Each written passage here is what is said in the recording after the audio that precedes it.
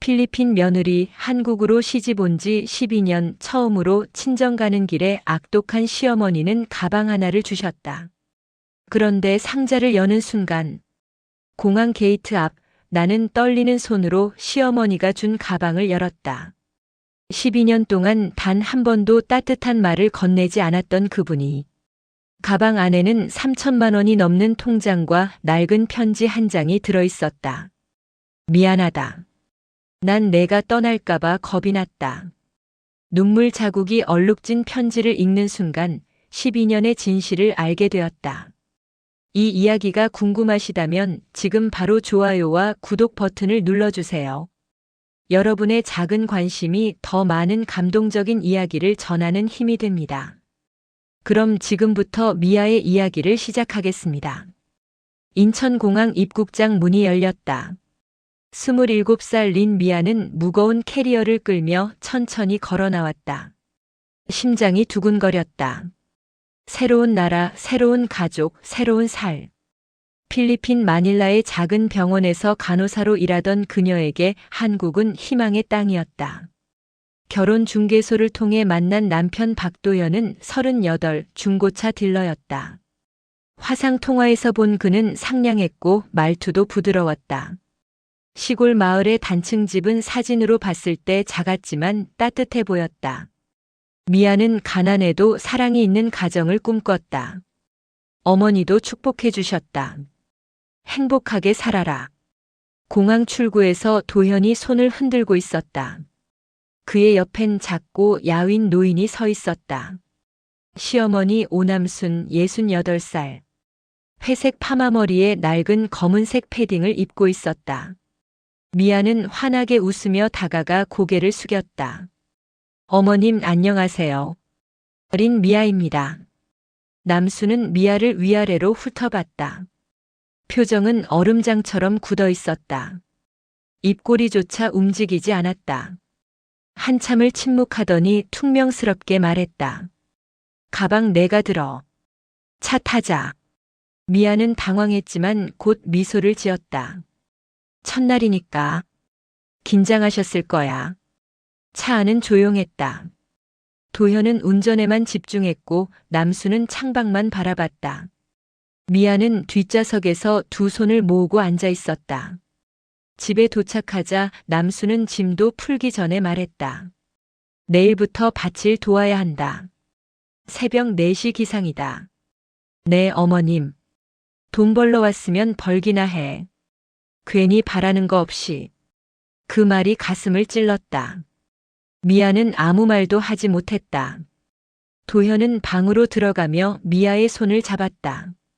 엄마 원래 그래. 적응하면 괜찮아질 거야. 하지만 괜찮아지지 않았다. 첫날 밤 미아는 찬물로 설거지를 했다. 한겨울인데도 온수가 나오지 않았다. 손이 얼얼하게 시렸다. 물 아껴야지. 돈 드는 거 다 아껴. 남순의 목소리가 등 뒤에서 들렸다. 미아는 고개를 끄덕이며 계속 접시를 닦았다. 잠자리에 들었을 때 도현은 이미 코를 골고 있었다. 미아는 천장을 바라보며 눈물을 참았다. 엄마가 보고 싶었다. 마닐라의 작은 집이 그리웠다. 다음 날 새벽 4시 남순이 문을 두드렸다. 일어나. 밭 가야지. 미아는 몸을 일으켰다. 어제 비행으로 피곤했지만 참았다. 밭에서는 겨울 배추를 수확했다. 장갑도 없이 맨손으로 흙을 만졌다. 손톱 사이로 흙이 파고들었고 손등은 트고 갈라졌다. 느려. 더 빨리 해. 남순의 목소리는 차가웠다. 미아는 속도를 높였다. 결혼하면 따뜻한 가족을 얻을 줄 알았다. 가난해도 사랑이 있을 거라 믿었다. 하지만 한국에서의 첫 겨울은 외로움과 눈물뿐이었다. 세월이 흘러 12년. 미아는 이제 39이었다. 한국어는 유창해졌고 마을 사람들은 그녀를 도현인의 며느리로 불렀다. 그녀는 읍내 대형마트 계산원으로 일했다. 아침 6시에 출근해 저녁 6시에 퇴근하는 살. 월급은 180만 원, 그중 100만 원은 집에 생활비로 냈다. 남편 도현은 중고차 사업에 실패했다. 5천만 원의 빚이 생겼고 채권자들의 전화가 끊이지 않았다. 그는 집에서 무기력하게 지냈다. 일자리를 찾는다고 했지만 실제로 움직이는 모습은 보이지 않았다. 시어머니 남수는 70을 넘겼지만 여전히 폐지를 수집하며 생활비를 보탰다. 그녀의 등은 더 굽었고 손은 더 거칠어졌다. 하지만 성격은 전혀 변하지 않았다. 여전히 날카롭고 냉정했다. 미아, 내 나라 가족한테 돈 또 보냈어? 어느 저녁 남순이 미아의 휴대폰 알림을 보고 물었다. 어머니 병원비가 필요하셔서요. 조금만 보냈습니다. 피 같은 돈이다. 우리도 빚쟁이인데 남 챙길 여유가 어딨어? 미아는 고개를 숙였다. 변명할 수 없었다. 12년 동안 단 한 번도 필리핀에 가지 못했다. 아버지가 돌아가셨을 때도 장례식에 참석하지 못했다. 남순이 막았다. 장례식 가는 비행기표가 얼만데? 그 돈으로 빚이나 갚아라. 미아는 화상통화로 아버지의 영정 사진만 봤다. 그날 밤 그녀는 베개를 적시며 울었다. 도현은 옆에서 미안해라고만 했다. 어느 날 새벽 미아의 휴대폰이 울렸다. 필리핀에 사는 여동생 마리아였다. 언니, 엄마가 쓰러졌어. 심장 문제래. 수술해야 한대. 수술비는 얼마야? 2천만 원 정도. 언니, 어떡해? 미아의 손이 떨렸다. 12년 동안 모은 돈은 남편 빚 갚는데 거의 다 들어갔다. 통장엔 200만 원밖에 없었다. 그녀는 남순을 찾아갔다. 어머님, 제발 부탁드립니다. 제 어머니가 위독하세요. 돈 좀 빌려주시면 꼭 갚겠습니다. 남순은 폐지 묶음을 손질하며 고개도 들지 않았다. 우리가 내 가족까지 책임져야 하냐? 12년 동안 내가 보낸 돈만 해도 1,000만 원은 넘는다. 하지만 어머님, 제 엄마가. 여기도 식구다. 여기 빚부터 갚아. 남순의 목소리는 단호했다. 미아는 무릎을 꿇고 애원했지만 소용없었다. 도현은 구석에서 담배만 피우고 있었다. 그날 밤 미아는 방에서 마리아에게 메시지를 보냈다. 조금만 기다려. 내가 방법을 찾을게. 하지만 방법은 없었다. 은행 대출은 남편 빚 때문에 불가능했고 친구들도 형편이 어려웠다. 미아는 거울 앞에 섰다. 12년 전보다 늙어 보이는 얼굴, 주름진 손, 지친 눈빛. 그녀는 조용히 중얼거렸다. 나는 왜 여기 있는 걸까? 답은 없었다. 집은 여전히 차갑고 조용했다. 다음 날 아침 미아는 결심했다. 더 이상 이곳에 머물 수 없었다. 12년 동안 참고 견뎌왔지만 죽어가는 어머니를 외면할 수는 없었다. 그녀는 조용히 옷가지를 챙겼다. 많지 않았다. 낡은 여행 가방 하나에 다 들어갔다. 남순이 부엌에서 나왔다. 어디가? 집 나갑니다. 뭐? 12년 동안 최선을 다했습니다. 하지만 이젠 제 엄마를 살려야겠어요. 남순의 얼굴이 굳었다. 하지만 그녀는 막지 않았다. 그저 차갑게 말했다. 나가면 끝이다. 다시는 들어올 생각 마라. 네. 미아는 가방을 들고 현관문을 열었다. 도현은 방에서 나오지도 않았다. 한겨울 찬바람이 얼굴을 때렸다. 그녀가 입은 건 얇은 패딩 하나뿐이었다. 하지만 가슴은 이상하게 가벼웠다. 첫날 밤은 찜질방에서 보냈다. 6천 원을 내고 들어가 구석 매트에 누웠다. 주변엔 노숙자처럼 보이는 사람들과 밤샘 손님들이 있었다. 천장을 보며 미아는 눈물을 흘렸다. 12년이 허무하게 무너졌다. 이틀째는 마트 동료 선희의 집에 머물렀다. 선희는 미아의 사정을 듣고 눈물을 흘렸다. 언니, 우리 집에서 며칠 있어요. 방은 좁지만요. 고마워요, 선희 씨. 하지만 선인의 집도 형편이 넉넉하지 않았다. 미아는 사흘째 되는 날 다시 가방을 챙겼다. 폐를 끼칠 수 없었다. 거리로 나온 미아는 공원 벤치에 앉았다. 저녁 6시 해는 이미 졌고 바람은 매서웠다. 휴대폰이 울렸다. 도현이었다. 미아는 받지 않았다. 다시 울렸다. 또 받지 않았다. 세 번째 전화가 왔을 때 그녀는 결국 받았다. 뭐예요? 미아야, 집으로 와. 싫어요. 이제 끝났어요. 엄마가 너 보고 오래전부터 뭔가 준비한 게 있대. 제발 집으로 와봐. 미아는 코웃음을 쳤다. 준비? 어머님이 나를 위해서요? 말도 안 돼요. 진짜야. 엄마가 지금 내 이름 부르면서 울고 있어. 제발. 도현의 목소리는 떨리고 있었다. 미아는 망설였다. 준비라니.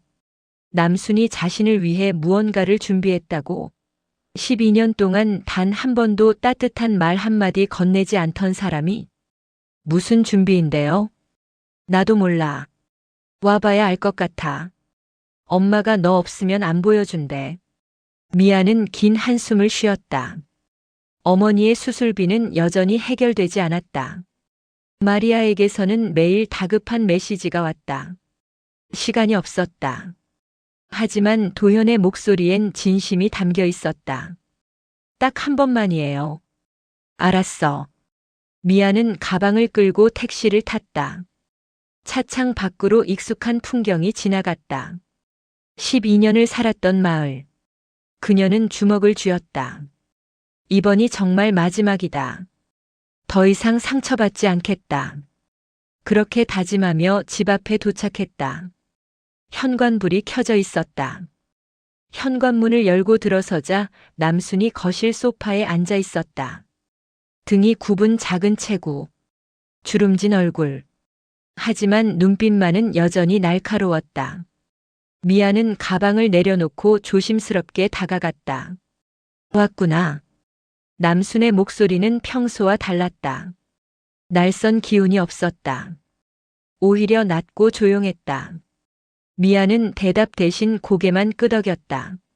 남순은 천천히 일어나 안방으로 들어갔다. 잠시 후 커다란 흰색 여행 가방을 끌고 나왔다. 낡았지만 튼튼해 보이는 가방이었다. 필리핀 가라. 미아는 귀를 의심했다. 네. 오래 버텼다. 이제 가서 내 엄마 살려라. 남순은 가방을 미아 앞에 밀어놓았다. 미아는 멍하니 가방을 바라봤다. 무슨 말인지 이해할 수 없었다. 이거 가져가. 내 엄마한테 도움이 될 거다. 어머님, 이게 무슨... 묻지 마.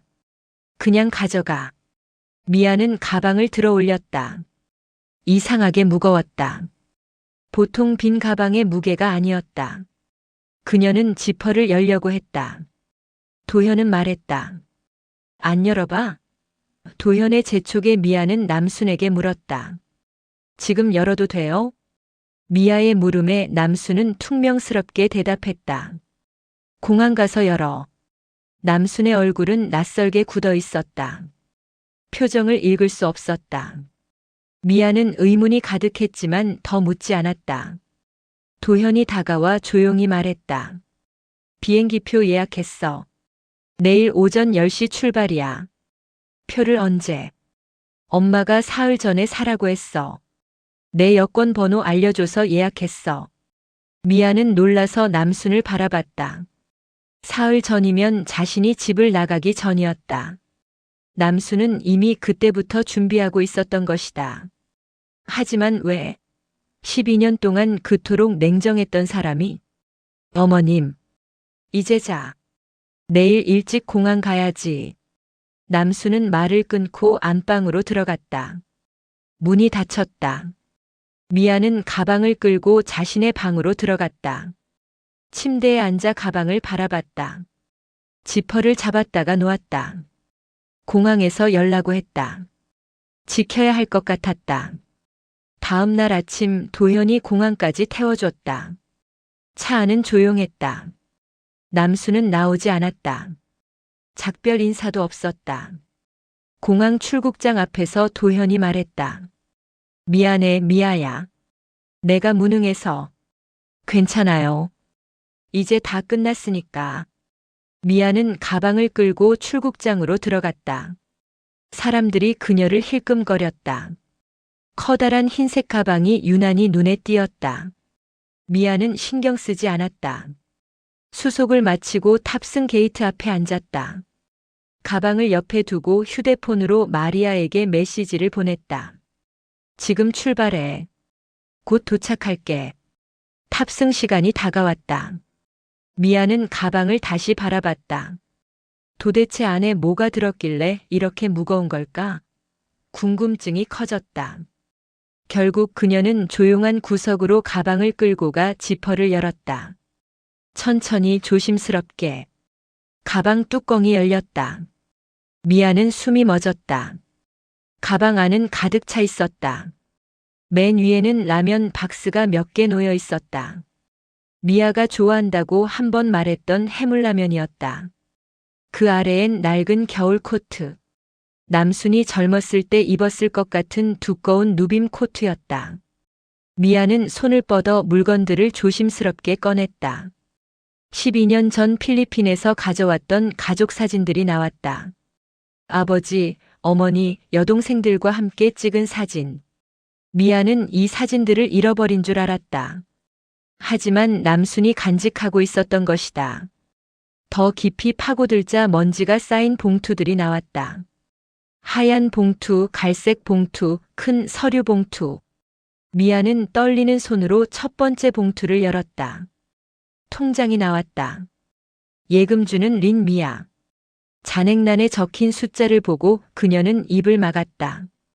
3,200만 원. 두 번째 봉투엔 5만 원짜리가 100장. 세 번째 봉투엔 부동산 등기 서류. 마을 외곽 작은 땅의 소유권 이전 서류였다. 명의는 미아로 되어 있었다. 손이 떨렸다. 눈물이 흘러내렸다. 가방 구석에서 접힌 편지 한 장이 나왔다. 삐뚤삐뚤한 글씨. 남순의 손글씨였다. 종이는 여러 곳이 울퉁불퉁했다. 눈물 자국이었다. 미아야. 미안하다. 난 내가 떠날까봐 겁이 났다. 나도 버려진 사람이었거든. 시집와서 평생 구박받고 살았다. 남편은 일찍 죽었고 아들은 무능했다. 내가 가진 건 이 집과 땅뿐이었어. 가진 게 없으면 사람들이 쉽게 떠난다는 걸 알았지. 그래서 너한테 매정하게 굴었다. 떠나지 말라고. 여기 있으라고. 하지만 내가 12년 동안 참고 견디는 걸 보면서 마음이 아팠다. 내 아버지 돌아가셨을 때 장례식 못 가게 한 거 평생 후회할 거다. 이 돈은 내가 폐지 주우며 12년 동안 모은 거야. 내 월급도 몰래 조금씩 저축했어. 내 엄마부터 살려라. 그리고 행복해라. 미안하다. 정말 미안하다. 미아는 편지를 쥔 채 바닥에 주저앉았다. 사람들이 지나다니는 공항 한복판에서 소리내어 울었다. 12년의 고통, 외로움, 원망이 한꺼번에 쏟아져 나왔다. 동시에 이해가 됐다.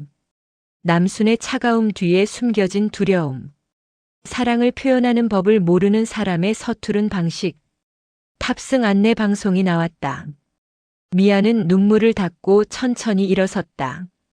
편지를 가슴에 품고 가방을 다시 닫았다. 비행기에 올랐다. 창밖으로 한국 땅이 점점 멀어졌다. 필리핀에 도착한 미아는 곧장 병원으로 달려갔다. 어머니는 중환자실에 누워 있었다. 창백한 얼굴, 산소 마스크를 쓴 모습. 미아는 어머니 손을 잡았다. 엄마, 나왔어. 이제 괜찮아. 수술할 수 있어.